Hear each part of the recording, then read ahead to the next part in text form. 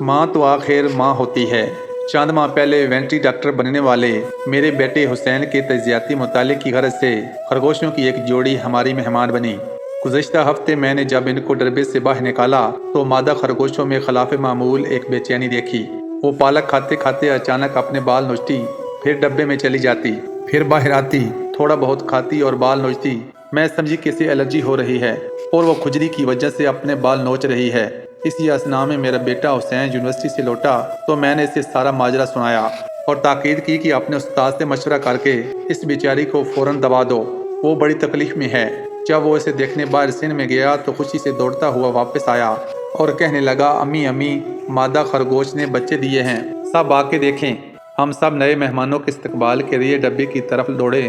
وہاں جا کر جو منظر میں نے اپنی آنکھوں سے دیکھا شاید میں اسے لفظوں میں بیان نہ کر پاؤں۔ میں نے دیکھا کہ ماں نے اپنے بال نوچ نوچ کر مٹی کے اوپر بالوں کا نرم گرم بچھونا بنا کر اپنے بچوں کو اپنے بالوں کی فر میں لپیٹ دیا ہے، کیونکہ اب بھی اس کے بچوں کے جسم پر بال نہیں آئے تھے۔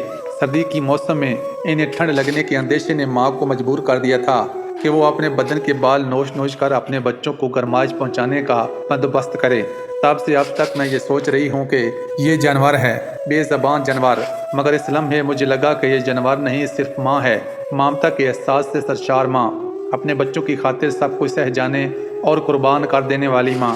میری آنکھوں سے آنسو بہہ رہے تھے اور میں کئی گستاخ بے مروت اولادوں کی تڑپتی پلکتی ماؤں کو یاد کر کے اپنے بیٹے سے ایک ہی جملہ کہہ پائی کہ بیٹا، اپنی نسل کو یہ تصویر دکھانا اور یہ بتانا کہ ماں تو آخر ماں ہوتی ہے۔ جو متفق ہیں وہ اس احساس کو امانت سمجھ کر مستحق تک ضرور پہنچا دیں۔ اگر پوسٹ پسند آئے تو چینل کو فالو اور صدقہ جاریہ کے طور پر اپنے دوستوں کے ساتھ لازمی شیئر کیجیے۔